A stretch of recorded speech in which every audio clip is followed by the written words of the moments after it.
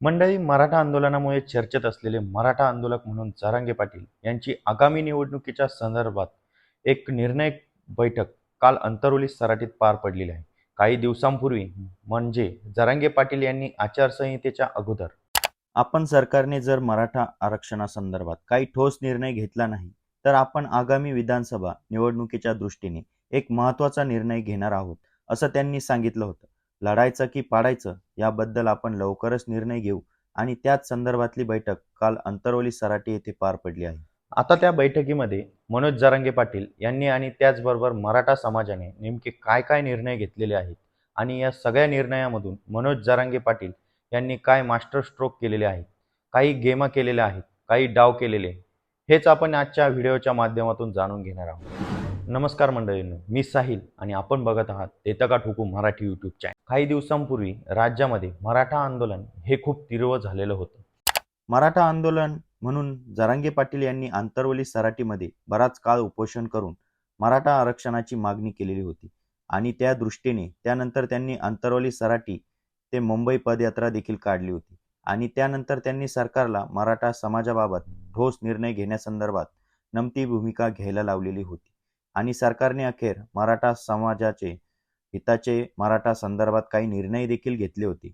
पण मुख्य मागणी अशी होती की ओबीसीतून आरक्षण, सखे सोयरे, आदानदेश प्रमाणपत्र, सातारा संस्थान असेल, बॉम्बे संस्थान असेल, जे गॅजेट्स लागू करणे, अशा बरेच मागण्या मराठा समाजाच्या लोकांच्या.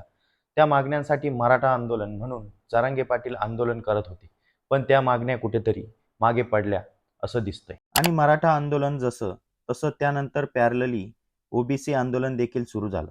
ओबीसी आंदोलन महाराष्ट्रभर तीव्र झालेलं आपण पाहिलं. जरांगे पाटील, छगन भुजबळ यांच्यामध्ये दावे प्रतिदावे झालेले आपण बघितले. आणि कुठेतरी ओबीसी आंदोलन पाठीमागे माहिती आहे का? काय ओबीसी आंदोलकांना माहिती पाठबळ देते का? अशी शंका संपूर्ण राज्यभर उपस्थित झाली. आणि त्यानंतर आता मनोज जरांगे पाटील या सगळ्या गोष्टीनंतर कुठेतरी राजकारणात प्रवेश करतील का, अशी एक चर्चा होत होती आणि ती चर्चा अखेर मला वाटते संपुष्टात आहे.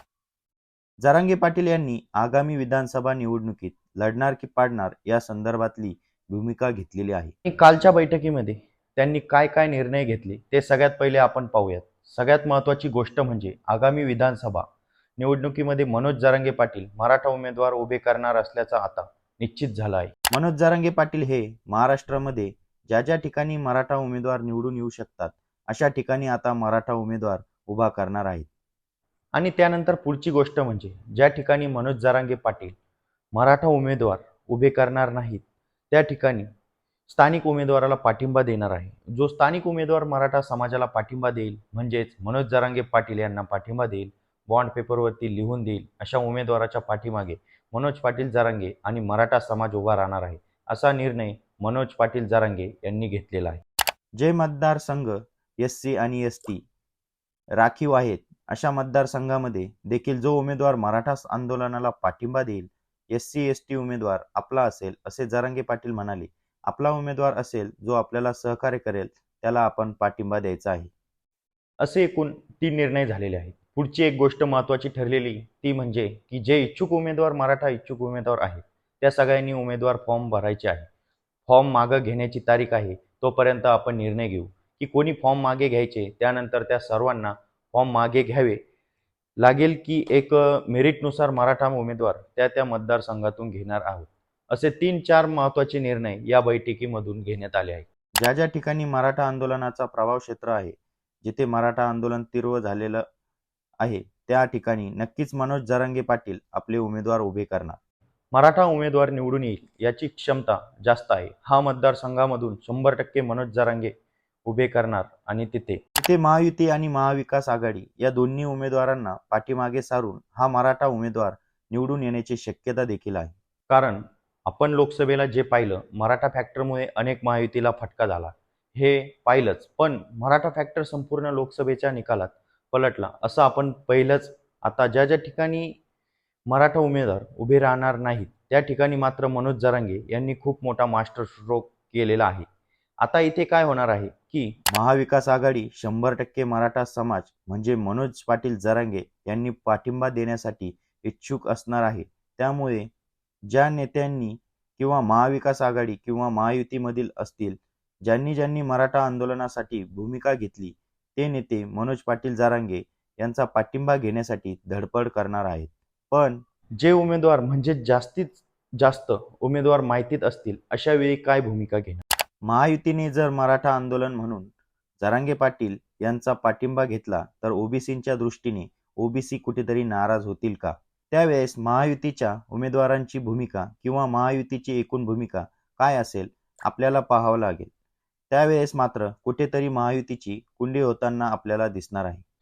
आता त्यानंतर पुढचा मुद्दा जो आहे तो म्हणजे ज्या ज्या ठिकाणी मराठा आंदोलकांचं प्रभाव नाही, मात्र मराठा आंदोलन जिथं उद्भवण्यात येणार आहेत, मनोज पाटील जरांगे यांना जो उमेदवार पाठिंबा देणार नाही त्या उमेदवाराला नक्कीच फटका बसणार आहे. हे त्या स्थानिक उमेदवारांना माहीत आहे.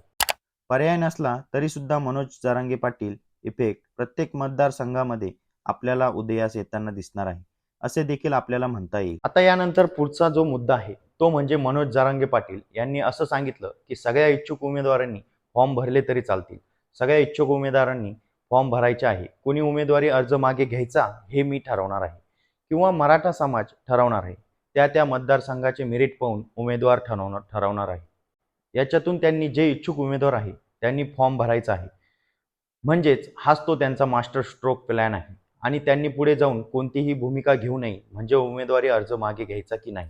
मराठवाडा भागामध्ये जिथे मराठा आंदोलनाचा प्रभाव क्षेत्र आहे तिथे कुठेतरी सत्ता आपल्या भोवती संपूर्ण गोष्टी केंद्रित करण्याचा प्रयत्न केलेला आहे आणि यामुळे आता संपूर्ण जी महायुती आणि महाविकास आघाडीने जातीय समीकरण बांधलेलं आहे, आता असेच आपल्याला दिसतंय. या सगळ्यांमध्ये बराच वेळा महायुती आणि महाविकास आघाडी यांना सुद्धा मनोज पाटील जरांगे यांची कुठे कुठे मनधरणी करावी लागणार आहे. त्यामुळे या सगळ्या गोष्टीमुळे आता महाराष्ट्राचं राजकारण हे जरांगे पाटील यांच्या भोवती केंद्रित होते असं दिसतंय. त्यामुळे आता राजकीय जाणकार देखील असे म्हणतात, मनोज जरांगे पाटील हे जिंकण्यासाठी नाही तर हे बिघडवण्यासाठी आलेत, असं कुठेतरी आता राजकीय राजकारणाचं म्हणणे आहे. एकूणच मराठा आणि ओबीसी असंच सेंट्रलायझेशन आता आपल्याला होताना दिसणार आहे. त्यामुळे जागा वाटपाचे देखील आता यामुळे गणित बदलणार आहे असं दिसते. कारण जो जात फॅक्टर आहे तो जात फॅक्टर कुठेतरी भाजप किंवा महायुती किंवा मराठा देण्याची शक्यता आहे आणि महाविकास आघाडी कुठेतरी ओबीसी उमेदवार देण्याची शक्यता आहे. त्यामुळे एकूणच सगळं तिकीट वाटवामधलं एकूण सगळं गणित आता आपल्याला बदलणार की काय?